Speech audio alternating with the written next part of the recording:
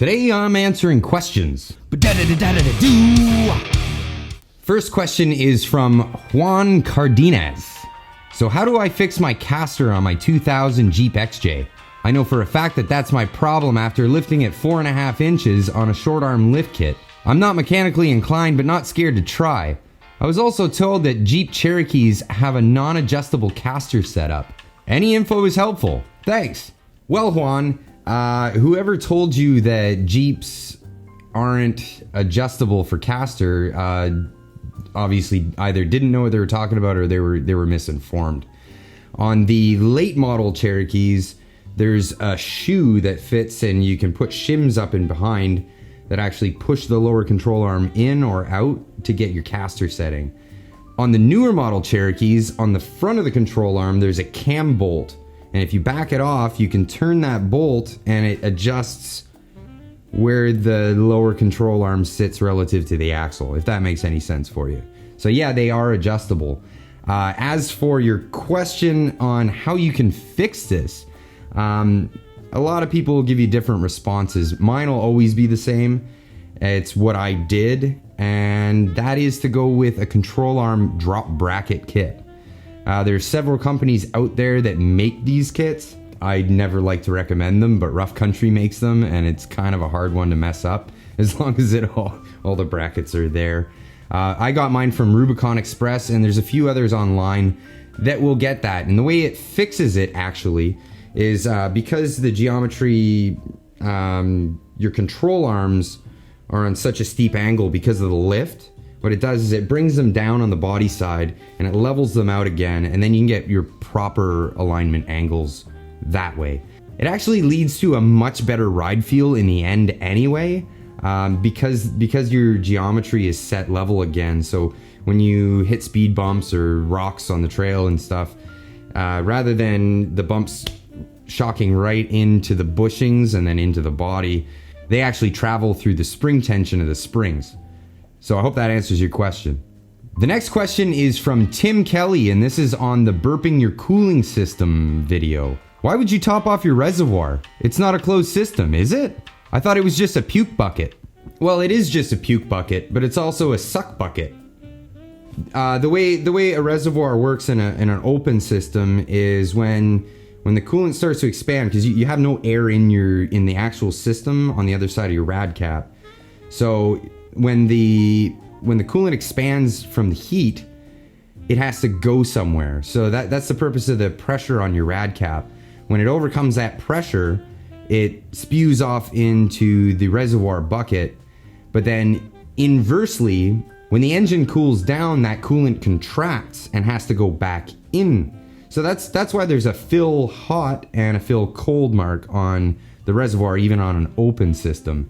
So basically, yeah, what happens is it pukes it out into the bucket, cools down, sucks it back into the radiator. And it all works through that cap. And that's why the hose is on the bottom side of the top gasket on your cap. Next question is from What's Next Sunshine? What is Next Sunshine? And this is on our cardboard play button sent to the wrong YouTuber video. Question: do you shoot chronologically? I mean, do you rehearse the first bit a couple of times and then shoot them? Question 2, would you guys share your equipment, like the camera you use, the editing software, and so on? Greetings from misspelled Germany. Typically, I don't shoot chronologically. I mean, that's not completely true. When I'm doing the work portion of a project, I shoot that as chronologically as, I mean, you can't not shoot that chronologically. You're doing the work and it's being completed as you go. There was a few videos like the head gasket video that was getting really long and had so much involved in it.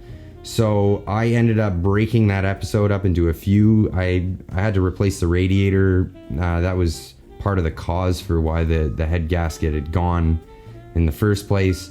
So I thought burping your coolant would be a great episode, changing your radiator, and the head gasket.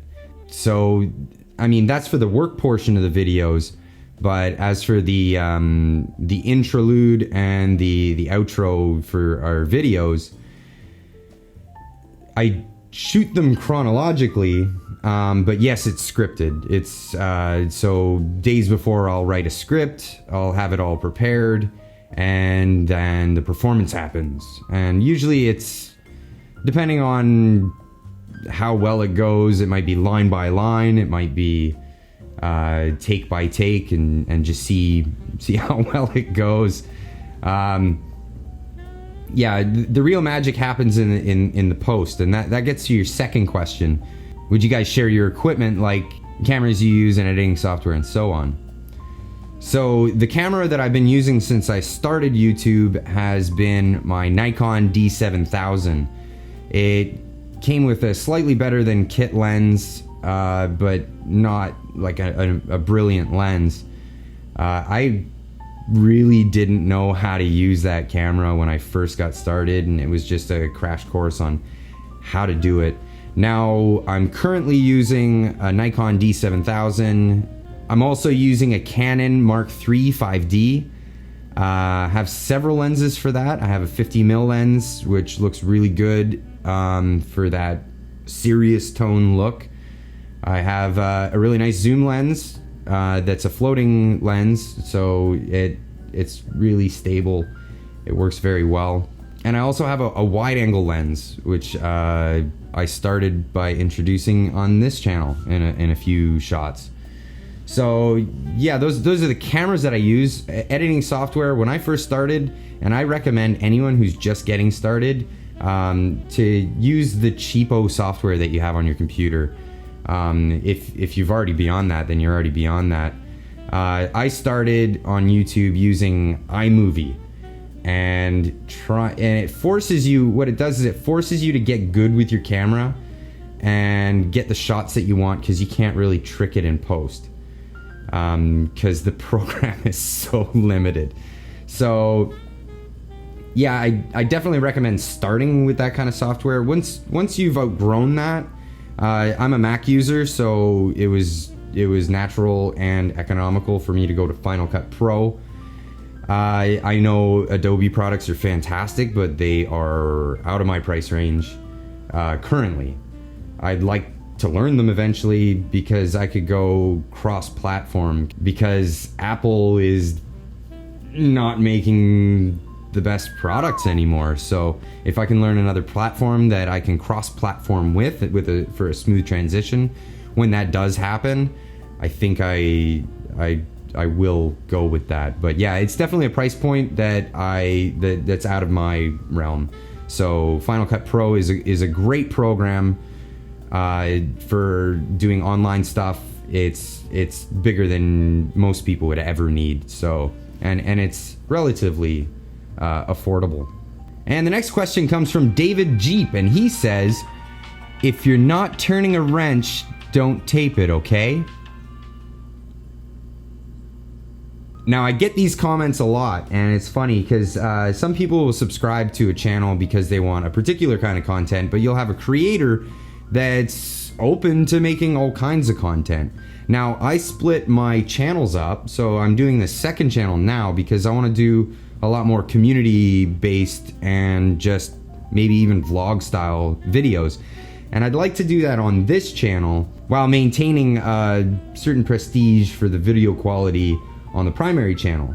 Now, a lot of people want you to only make that one kind of content, which I think is fair to say that I only make quality on the one channel and whatever on this channel.